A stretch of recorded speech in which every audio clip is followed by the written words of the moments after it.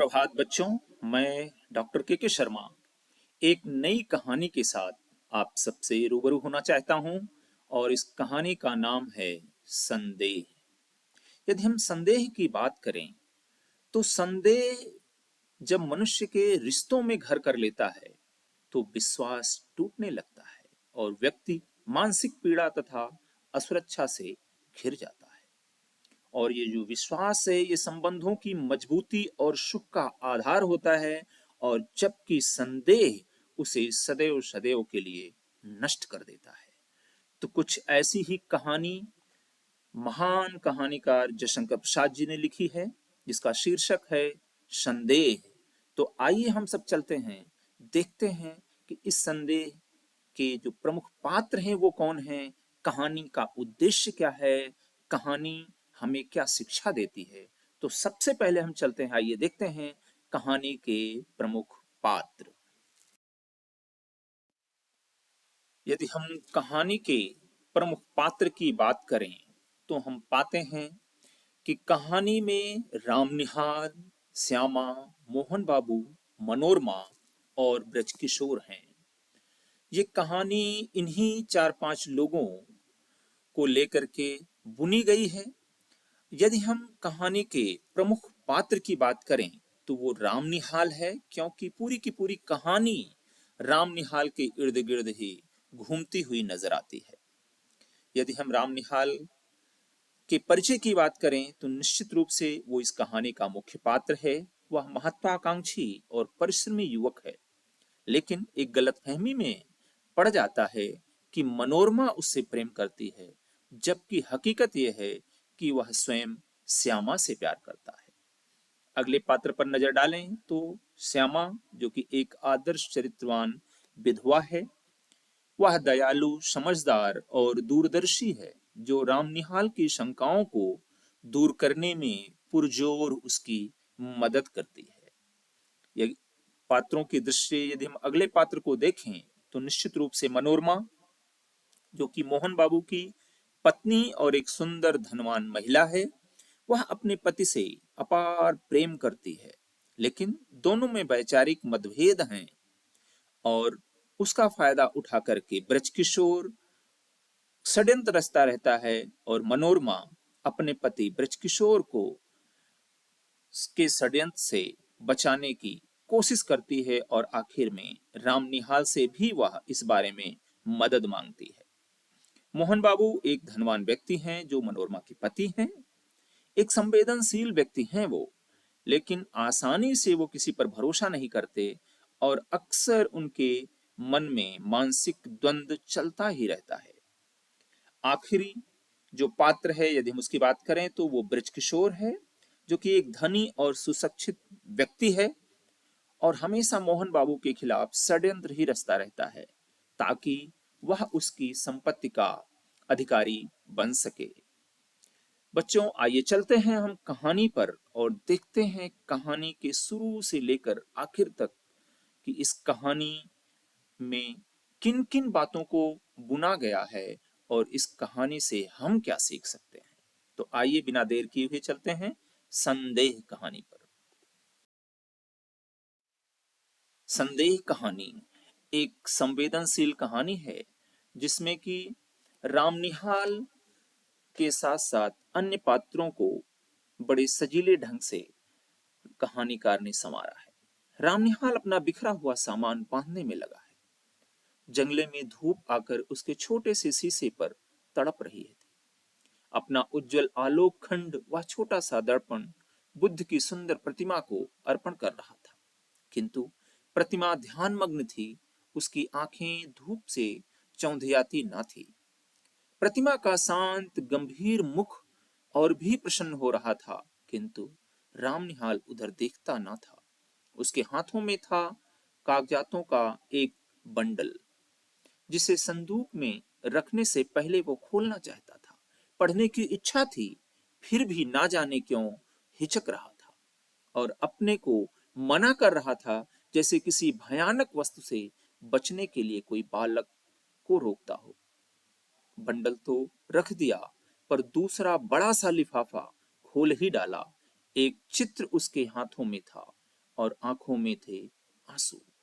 कमरे में अब दो प्रतिमाएं थी, बुद्धदेव अपनी विराग महिमा में निमग्न, रामनिहाल रास गौ सा अचल, जिससे जिसमें से हृदय का द्रव आंसुओं की निर्झरी के रूप में बनकर धीरे धीरे बह रहा था।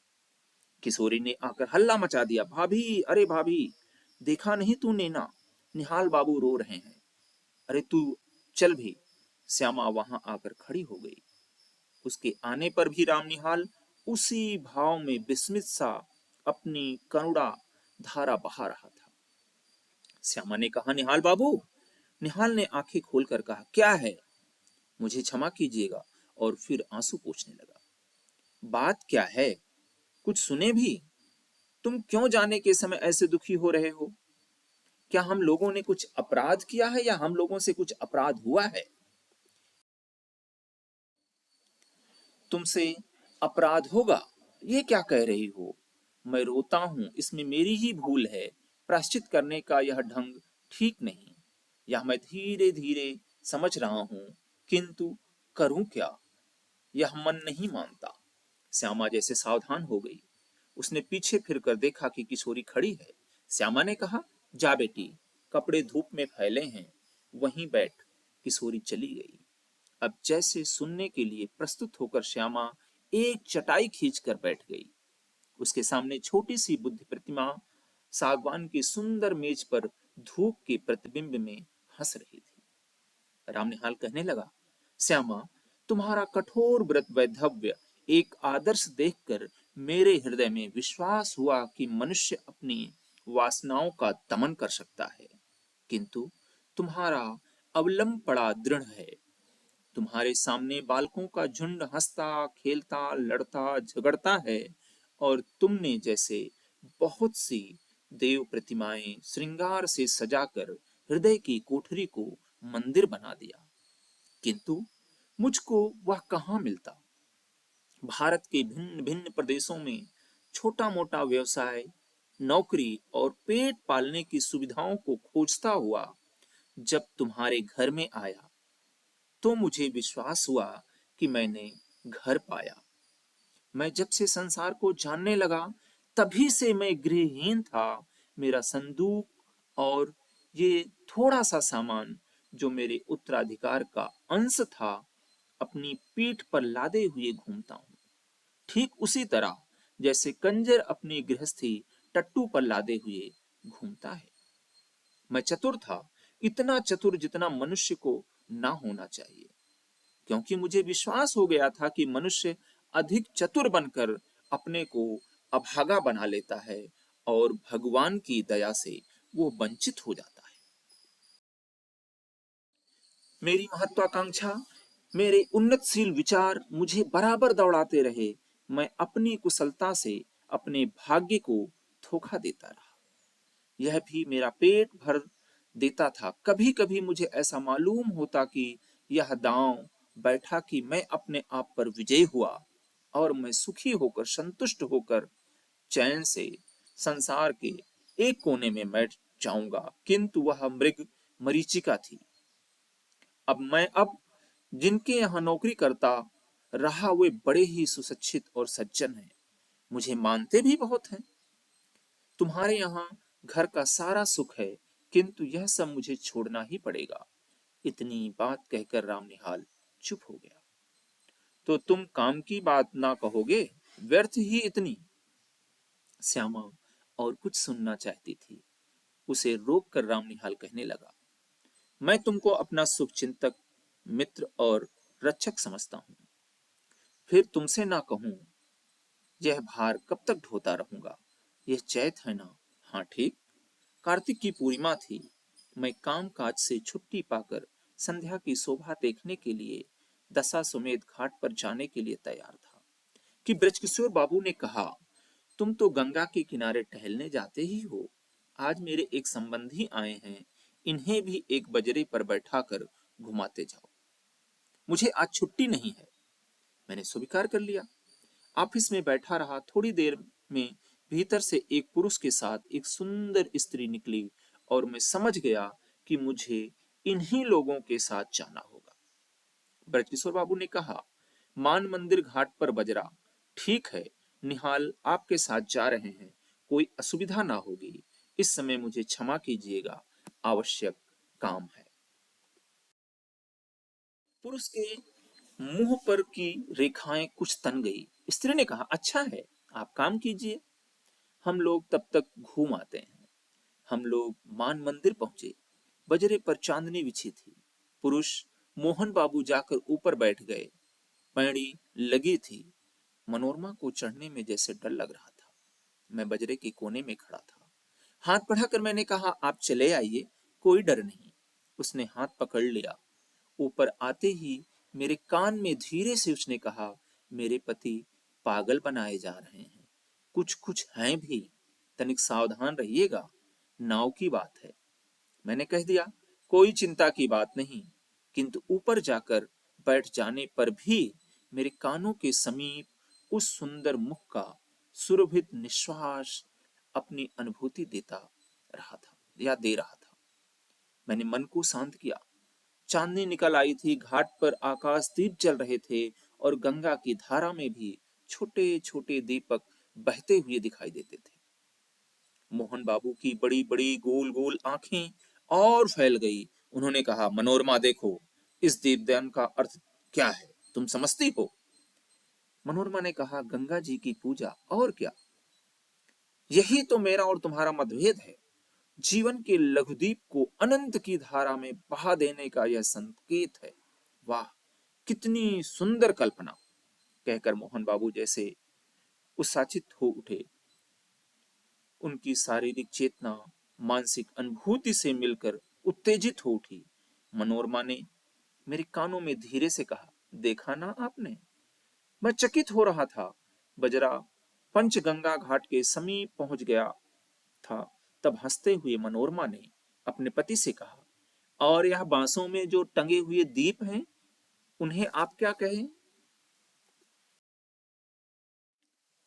तुरंत तुरंत ही मोहन बाबू ने कहा, आकाश भी असीम है, जीवन दीप को उसी और आने के लिए यह भी संकेत है।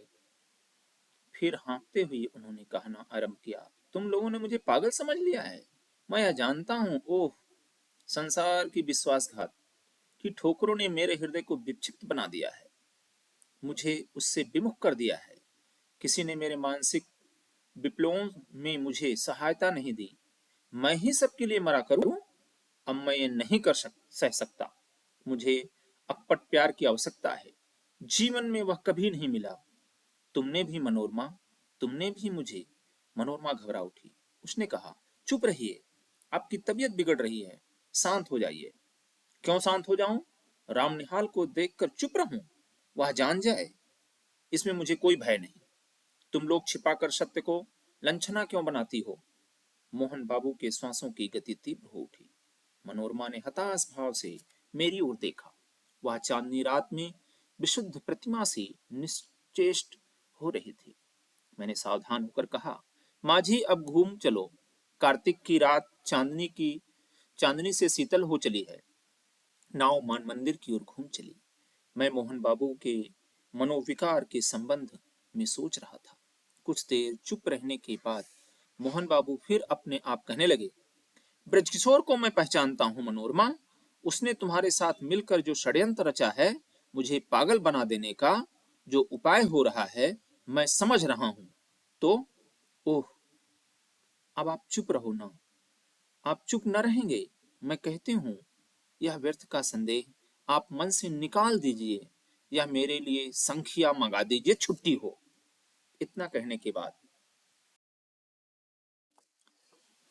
स्वस्थ होकर बड़ी कोमलता से मोहन बाबू कहने लगे, तुम्हारा अपमान होता है। सबके सामने मुझे ये बातें ना कहनी चाहिए। ये मेरा अपराध है, मुझे क्षमा करो मनोरमा।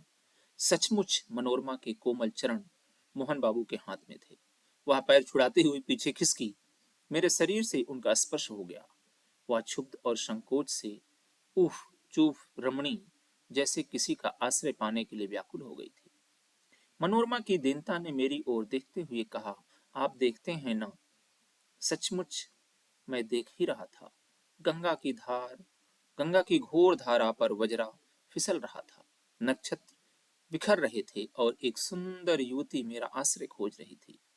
अपनी सब लज्जा और अपमान लेकर वह दुर्व्यवहार संदेह भार की पीड़ित स्त्री जब कहती थी कि आप देखते हैं ना, तब मानो मुझसे प्रार्थना करती थी कि कुछ मत देखो, मेरा व्यंग उपहास देखने की वस्तु नहीं है। मैं चुप था। घाट पर बजरा लगा। फिर वह युवती मेरा हाथ पकड़कर पैड़ी पर से संभलती हुई उतरी और मैंने एक बार जाने क्यों धृष्टता से मन में सोचा कि मैं धन्य हूँ। मोहन बाबू ऊपर चढ़ने लगे। मैं मनोरमा के पीछे पीछे था, अपने पर भारी बोझ डालकर धीरे धीरे सीढ़ियों पर चढ़ रहा था। उसने धीरे से मुझसे कहा, रामनिहाल जी, मेरी विपत्ति में आप सहायता ना कीजिएगा। मैं अवाक था। श्यामा ने एक बार फिर गहरी दृष्टि से रामनिहाल को देखा। वह चुप हो गया। श्यामा ने आज्ञा भरे स्वर से कहा, आगे और कुछ है बस? रामनिहाल ने सिर झुकाकर कहा, हाँ, और भी कुछ है, वही कहो ना। कहता है, मुझे धीरे धीरे मालूम हुआ कि बृजकिशोर बाबू ये चाहते हैं कि मोहनलाल अदालत से पागल मान लिए जाएं और बृजकिशोर उनकी संपत्ति के प्रबंधक बना दिए जाएं, क्योंकि वे ही मोहनलाल के निकट संबंधी थे। भगवान जाने इसमें क्या रहस्य है, किंतु संसार तो दूसरों को मूर्ख बनाने में के व्यवसाय पर चल रहा है। मोहन अपने संदेह के कारण पूरा पागल बन गया है। तुम जो ये चिट्ठियों का बंडल देख रही हो, वह मनोरमा का है। रामनिहाल फिर रुक गया। श्यामा ने फिर तीखी दृष्टि से उसकी ओर देखा। रामनिहाल कहने लगा, तुमको भी संदेह हो रहा है?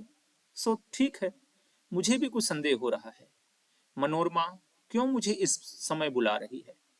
अब श्यामा ने हंसकर कहा, तो क्या तुम समझते हो कि मनोरमा तुमको प्यार करती है और वह दुश्चरित्रा है? छी रामनिहाल, ये तुम क्यों सोच रहे हो? देखो तो हाथ में ये कौन सा चित्र है? क्या मनोरमा का ही है? कहते कहते श्यामा ने रामनिहाल के हाथ से चित्र ले लिया। उसने आश्चर्य भरे स्वर में कहा, अरे, यह तो मेरा ही है। तो क्या तुम मुझसे प्रेम करने का लड़प्पन करते रहते हो? ये अच्छी फांसी लगी है तुमको। मनोरमा तुमको प्यार करती है और तुम मुझको। मन के विनोद के लिए तुमने अच्छा साधन जुटाया है, तभी कायरों की तरह यहां से बांधना बुरिया बांधना लेकर भागने की तैयारी कर ली है। राम निहाल हतबुद्ध अपराधी सा श्यामा को देखने लगा, जैसे उसे कहीं भागने की राह ना हो। श्यामा दृढ़ स्वर में कहने लगी, निहाल बाबू, प्यार करना बड़ा कठिन है। तुम इस खेल को नहीं जानते। इसके चक्कर में पड़ना भी मत। हाँ, एक दुखिया स्त्री तुमको अपनी सहायता के लिए बुला रही है। जाओ, उसकी सहायता करके लौट आओ। तुम्हारा सामान यहीं रहेगा। तुमको अभी यहीं रहना होगा, समझे? अभी तुमको मेरी संरक्षकता की आवश्यकता है। उठो, नहा धो लो, जो ट्रेन मिले उससे पटना जाकर ब्रजकिशोर की चालाकियों से मनोरमा की रक्षा करो और फिर मेरे यहाँ चले आना। ये सब तुम्हारा भ्रम था, संदेह था।